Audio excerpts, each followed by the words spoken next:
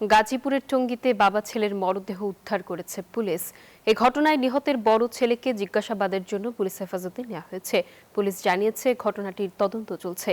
বিস্তারিত ডেস্ক রিপোর্টে। মুখের ভেতর কাপড় গোঁজা আর দুই হাতের রক কাটা। রোববার ভোরে এই অবস্থাতেই পাওয়া গেল কলেজ ছাত্র সাকিবের মরদেহ। তার নিথর দেহ পড়েছিল গাজীপুরের টঙ্গীতে নিজ বাসায়। একই সময়ে টঙ্গীর বনমালা রেললাইন থেকে সাকিবের বাবা সোহেলের মরদেহ উদ্ধার করে পুলিশ। পরে লাশ ময়নাতদন্তের জন্য গাজীপুরের শহীদ তাজউদ্দিন আহমেদ মেডিকেল কলেজের মর্গে পাঠানো হয়।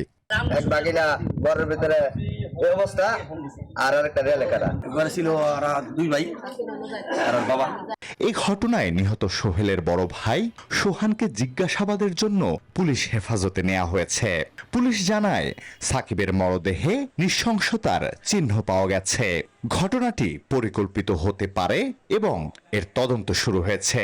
এখন মৃত্যুর সময়টা তো বোঝা গেল, এবং তার আগে যেহেতু আরেকটা হত্যাকাণ্ড রয়ে গেছে, এই হত্যাকাণ্ডটা ঠিক কে করেছে, এই হত্যাকাণ্ডের পরবর্তীকালে সেই ঘটনাটা ঘটিয়েছে না এই দুটোই একই প্ল্যান মার্ডারের অংশ, সেটা আরেকটু তদন্ত করে বলা যায়। নিহত সাকিব রাজধানীর উত্তরায় একটি বেসরকারি কলেজের একাদশ শ্রেণীর ছাত্র। পড়াশোনার পাশাপাশি পরিবারের হাল ধরতে চাকুরিও করতেন। অন্যদিকে বাবা সোহেল একসময় সিঙ্গাপুর ও মালয়েশিয়া প্রবাসী ছিলেন। Desk report, news 24।